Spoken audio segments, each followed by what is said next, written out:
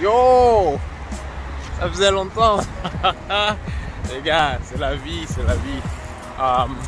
C'est passé plein de trucs. J'ai fini par déménager, j'espère, je sais pas si j'en ai parlé ou pas. Anyway, je vous raconterai ça dans les autres vidéos et tout. Alors aujourd'hui, je suis en train de me balader dans Mississauga. C'est un peu différent de là où j'étais avant. C'est un peu plus... j'en parle dans une vidéo. Mais anyway, la vidéo d'aujourd'hui, c'est pour parler de... Moi c'était... J'avais tellement peur les gars. C'est par rapport au boulot. Vous vous souvenez de la vidéo où j'ai parlé de... Je la mets là ou là. J'ai parlé de l'univers impitoyable du travail ici. Ben voilà, j'avais l'impression d'être la prochaine victime. J'avais trop peur. J'avais vraiment l'impression que j'allais me faire virer. Anyway, comme vous pouvez le voir, c'est pas le cas. Mais c'est ça dont on va parler. Je vous raconterai ça juste après le générique.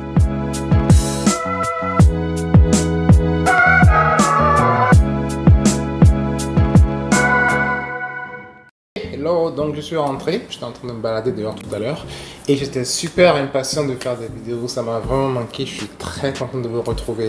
Alors pourquoi je n'ai pas fait depuis si longtemps? Ça doit faire quoi? 2 mois? Ben parce que la vie est compliquée, il se passe beaucoup de choses, le boulot est stressant. Il a fallu que je déménage et vous voyez autour de moi, j'ai déménagé. Et je vais faire une vidéo pour raconter un peu où j'ai déménagé, comment ça s'est passé et tout. Et donc il y a le stress du déménagement, il y a aussi et surtout le stress du boulot. Et c'est ça le but de cette vidéo, je vais vous raconter un peu ce qui s'est passé au travail et comment ça m'a affecté et tout ça. Mais avant de dire tout ça, pour ceux qui ne me connaissent pas, je me présente, je m'appelle Bola. Je vis au Canada depuis environ une dizaine d'années et je fais des vidéos pour un peu montrer la vie ici et comment ça se passe et tout. Je me dis que ça peut aider des gens, ceux qui veulent venir, ceux qui ne veulent pas venir, ceux qui veulent savoir comment la vie se passe, peu importe, ça peut vous aider et tout, donc c'est pour ça que je l'ai fait. Donc si vous aimez ce que je fais, mettez un like. Si vous n'aimez pas, mettez un dislike, c'est pas grave, moi ça m'intéresse de savoir qui aime et qui n'aime pas et pourquoi. Et voilà quoi. Donc comme je disais tout à l'heure, dans une vidéo précédente, je parlais de l'aspect impitoyable du monde du travail au Canada. Et en fait, j'ai revu un peu mon jugement. Et je vais vous dire pourquoi. Donc comme je disais dans l'introduction, j'ai eu chaud. C'est aussi pour ça que j'ai fait des vidéos il y a super longtemps parce que vraiment ça me stressait. Alors ce qui s'est passé, c'est qu'au boulot, on m'a mis sur un projet. Et pour répondre à un des abonnés qui posait une question, oui, je suis toujours dans la boîte. On ne m'a pas encore viré, Dieu merci, mais je pense que je suis passé à ça. Aujourd'hui, je dois avouer que j'ai revu un peu mon jugement parce que peut-être que l'univers du travail n'est pas si impitoyable que ça. Et peut-être qu'il y a des gens humains, après tout, même ici. Donc voilà quoi. Anyway, qu'est-ce qui s'est passé? Donc au boulot, comme j'expliquais dans une vidéo précédente aussi, je suis comme un chef de projet technique. En gros, mon entreprise est une entreprise d'implémentation de logiciels. Donc en gros, si un client a un besoin logiciel, on va chez ce client, on comprend son métier, on comprend son travail, on comprend ce qu'il veut de notre logiciel et on configure ce logiciel pour lui. On travaille avec des assurances, on travaille avec des banques, bref, avec beaucoup de secteurs différents. Donc, en tant que chef de projet technique, je suis censé comprendre les domaines dans lesquels nous intervenons et tout. Donc, moi, j'ai mon domaine de prédilection, je travaille avec les assurances et tout, et je connais ça et tout. Et ce qui s'est passé, c'est que quand je venais d'arriver dans la boîte, on m'a demandé de lead un projet sur des hedge funds. Donc, hedge fund, une grosse boîte. Ce client, c'était un prospect. C'est un prospect qu'on veut chez nous. Donc, ce projet, c'est le premier pas de cette entreprise. Si ce projet est un succès, on en aura d'autres et ça fera beaucoup de cash flow. Je ne vais pas rentrer dans le détail de ce qui est hedge fund et tout, mais ce qu'il faut savoir, c'est que moi, ma spécialité, c'est plutôt les boîtes d'assurance. Et cette boîte n'est pas une boîte d'assurance.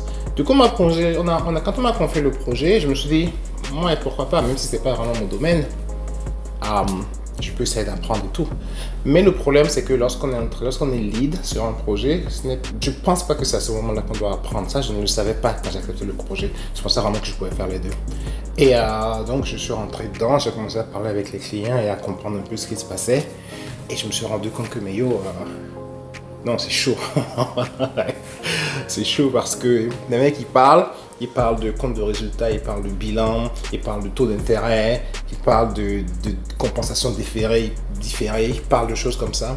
Et pour moi, franchement, c'était du chinois. C'est-à-dire que Tu me parles de commission et tout ça, je comprends, mais tu me parles de compensation différée de taux d'intérêt. J'ai toujours détesté les taux d'intérêt. Bref, j'y comprenais rien, quoi.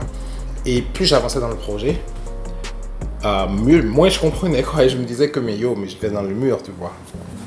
Donc, je me suis quand même dit, je vais me forcer. Donc, je suis allé sur Internet, j'essaie de comprendre un peu comment ça marchait. J'ai rien capté. Et donc, mon patron, à l'époque, celui qui s'est fait virer dans la vidéo dont je parlais là, celui-là, je vais le voir, je lui ai dit, mais écoute, boss, vraiment, c'est pas mon truc, quoi. Je comprends rien et j'aimerais vraiment qu'on me sorte de ce projet. J'ai été vraiment direct avec lui parce que je sentais que, vous savez, des fois, vous sentez les trucs, quoi. Et là, je sentais que le mur se rapprochait vite, quoi. Anyway. Alors lui, au lieu de me retirer du projet, il m'a dit, écoute, Bol, on va te trouver de l'aide. Et voilà ce qu'ils disent, les gens, quand vous avez des problèmes, des fois, ils vous disent, on te trouvera de l'aide. Mais le problème, c'est que j'ai pas besoin d'aide, je comprends rien, j'ai besoin qu'on me sorte du projet. Et je voulais pas dire ça comme ça, parce que je venais d'arriver dans la boîte et tout, je voulais pas être genre la personne qui repousse les projets et tout. Mais quelque part, c'est ça que on devait me retirer ça, parce que vraiment, c'était pas du tout mon domaine, j'y comprenais rien. Et il m'a dit, oui, on t'aidera, on te trouvera quelqu'un. Donc, ils m'ont donné quelqu'un, ils m'ont mis quelqu'un à côté de moi pour m'aider. Mais c'est que mon degré de méconnaissance du secteur était tel que je ne pouvais pas être leader sur ce projet, quoi. Je ne pouvais pas. Donc, on m'a donné de l'aide. J'ai dit, ben, ok, ils ont fait quelque chose. Je ne peux pas dire encore que je ne veux pas le projet, quoi. Je dois forcément essayer. Donc, j'essaye. 2 mois passent encore. Et là, je me rends compte que mais man, je peux pas.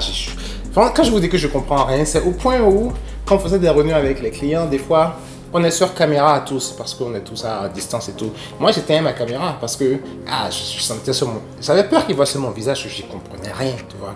Parce que je sais qu'en leur parlant, je sais qu'ils se demandaient vraiment si je comprenais ce qu'ils racontaient, quoi, parce que je ne posais pas la bonne question.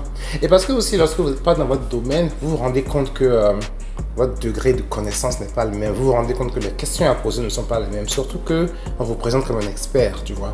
Et je sentais ça, je sentais qu'ils le sentaient, tu vois. Et du coup, j'en pouvais plus, quoi. Du coup, anyway, c'était juste à ce point-là, je ne comprenais rien. Et là, la peur a commencé à monter, avec le stress. Et la partie la plus drôle, c'est qu'on avait 2 réunions par semaine avec ses clients. C'était les mardis et les jeudis. Et je peux vous assurer que mardi et jeudi, j'étais de mauvaise humeur. Parce que je savais que j'allais être en face de personnes et j'allais parler, ils allaient expliquer des trucs, ils allaient me regarder avec l'œil d'un gars qui comprend rien et ils auraient eu raison. Ils auraient raison parce que je comprenais rien, quoi. Et j'avançais comme ça, mais je me disais que, mais voilà, si tu continues comme ça, tu vas droit dans le mur parce que c'est sûr que tu ne pourras pas livrer le logiciel qu'ils veulent. C'est devenu évident pour moi, quoi. Mais, entre-temps, mon patron, celui qui m'a mis sur le projet, comme je le disais dans la vidéo précédente, là, ben, il s'est fait licencier. Du coup, je me suis retrouvé avec une nouvelle patronne. Et là, qu'est-ce que j'allais faire, tu vois? Qu'est-ce que j'allais dire? Qu'est-ce que j'allais dire? Elle ne me connaissait pas vraiment. Et je n'allais pas commencer mon rapport avec elle en lui disant, écoute, ce projet n'est pas bon. Elle allait me regarder avec un œil, mais toi, tu es qui? Et franchement, je me suis dit, mais qu'est-ce que je vais faire? Donc, qu'est-ce que je vais faire? Hey my God. C'est-à-dire que le niveau de stress dont je parle, man, c'est-à-dire que je dormais pas la nuit. C'est-à-dire que je dormais pas la nuit, quoi.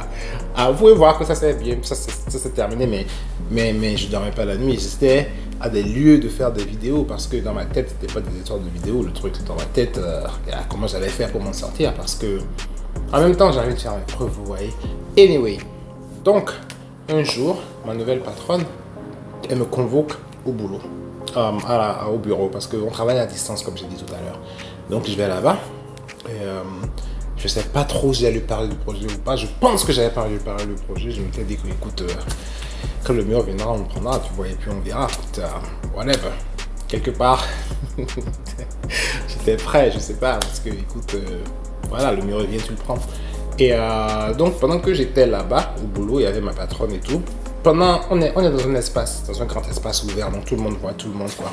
Donc, ce jour-là, j'avais réunion avec ses clients en particulier.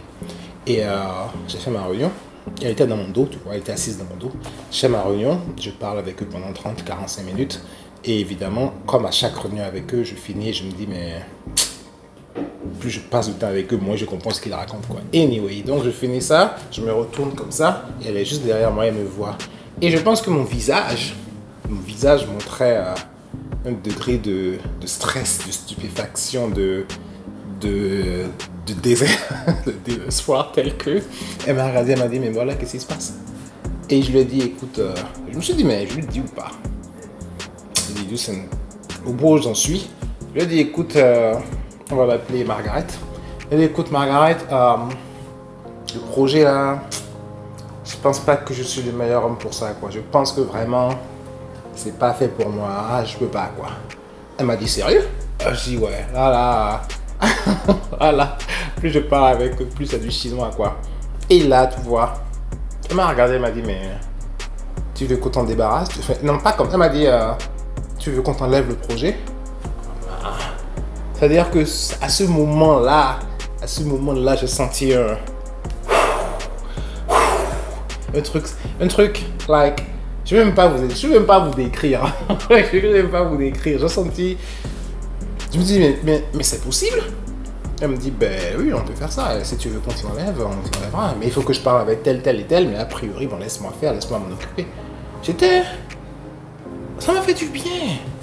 Mais tu vois, c'était quand même pas trop sûr parce que bon, elle a dit ça, mais après, elle a continué sa vie, quoi. Mais ce qui est bien, c'est pour ça que je dis que la relation de travail, franchement, ce n'est peut-être pas si désespéré que ça dépend sur qui on tombe, en gros. Elle m'a dit ça vers 10h30, 11h. Et à 14h, elle est revenue me voir pour me dire que voilà, t'inquiète pas, hein, j'ai entendu ce que tu as dit, j'ai parlé à telle personne, le projet, on va s'en débarrasser, mais laisse ça avec moi, il n'y a pas de problème. J'ai fait waouh! Parce qu'elle est revenue, quoi, pour me confirmer ça, mais...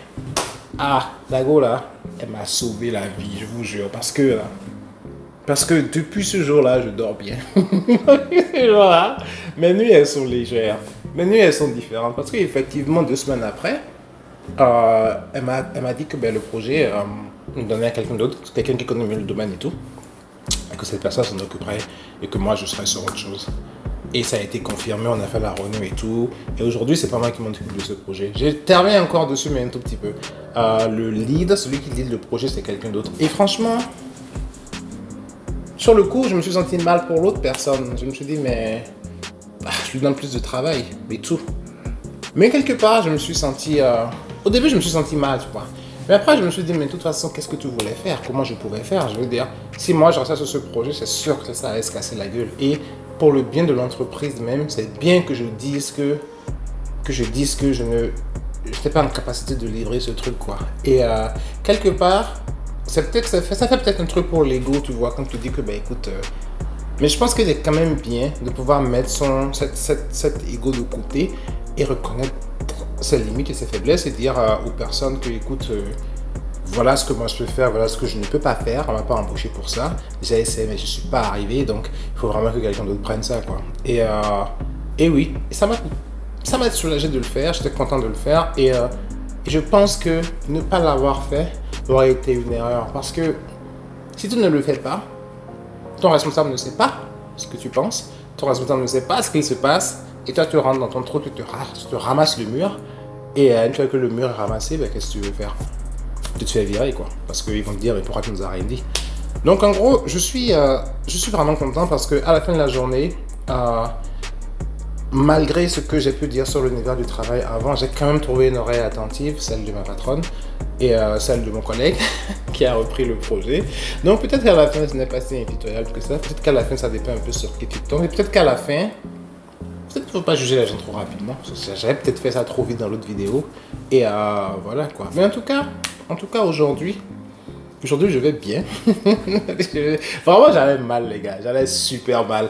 J'ai pas fait de vidéo pendant cette période, mais j'allais vraiment mal, quoi. Parce que je pense que j'ai jamais perdu du poids à ce point-là, quoi. Mais aujourd'hui, ça va super bien.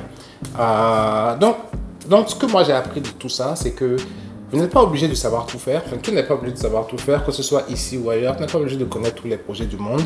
Quand tu as des faiblesses, écoute, dis-le à tes responsables. Si c'est de vrais responsables, de bons responsables, écoute, ils vont t'aider d'une manière ou d'une autre. Si tu te fais virer pour ça, c'est que, ben, écoute, c'était pas bon à la base, quoi. C'est pas les gens, c'est pas ton endroit, c'est pas fait pour toi. Parce que personne ne connaît tout, quoi. Personne ne connaît tout. Donc, le monde du travail, c'était peut-être pas si impitoyable que ça, c'était peut-être pas si mauvais que ça.